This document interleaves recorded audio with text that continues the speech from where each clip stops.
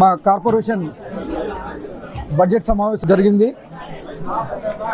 దీనిలో దాదాపు 135 కోట్లతో ఈ బడ్జెట్ని ఆమోదించడం జరిగింది. ముఖ్యంగా మా ఎన్డీఏ గవర్నమెంట్ ఏర్పడిన తర్వాత ఈ 8 నెలల కాలంలోనే గత 4 ఏళ్లలో ఏవైతే వర్కులు పెండింగ్ ఉన్నాయో అవన్నీ కంప్లీట్ చేయడం జరిగింది. ముఖ్యంగా రుద్రంపేట రోడ్ అయితే ఏమి, అలాగే ఇక్కడ శ్రీనగర్ కాలనీ రామ్నగర్ ఎక్స్టెన్షన్లో 80 ఫీట్ రోడ్ అయితే ఏమి, ఇవే కాకుండా అనంతపురం నగరంలో మొత్తం గత 4 ఏళ్ళలో ఎక్కడే కానీ ఒక తట్టెడు మట్టేసిన దాఖలాలు లేవు.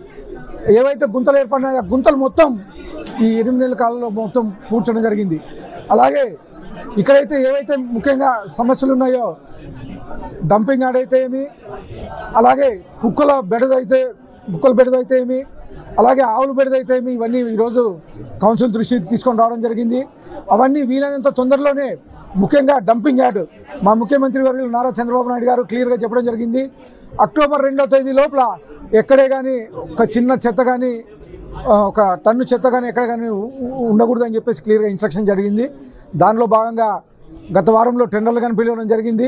వచ్చే ఏప్రిల్ నుంచి టెండర్లు అయిపోయిన తర్వాత ఈ వర్క్ కానీ మొదలుపెట్టేసి అనంతపురంలో డంపింగ్ యార్డ్ ఏదైతే ఉందో అది కానీ క్లీన్ చేస్తామని చెప్పేసి తెలియజేయడం జరుగుతూ ఉంది.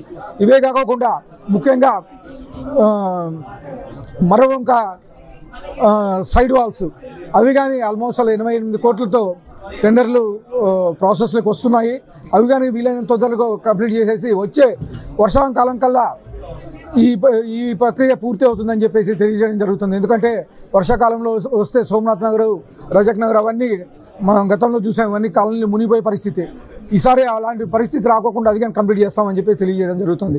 ఇవే కాకుండా అండర్ గ్రౌండ్ డ్రైనేజ్ని కానీ డిపిఆర్ దాదాపు 750 కోట్లతో ప్రపోజల్స్ పెట్టడం జరిగింది. అది కానీ వీలైనంత తొందరగా మా ముఖ్యమంత్రి వర్యులు గతంలో ఇక్కడికి వచ్చినప్పుడు మా తెలుగుదేశం ఎన్డీఏ కూటమి ప్రభుత్వం ఏర్పడిన తర్వాత ఖచ్చితంగా అనంతపూర్కి ఇది అండర్ గ్రౌండ్ డ్రైనేజ్ ఇస్తామని చెప్పేసి చెప్పడం జరిగింది.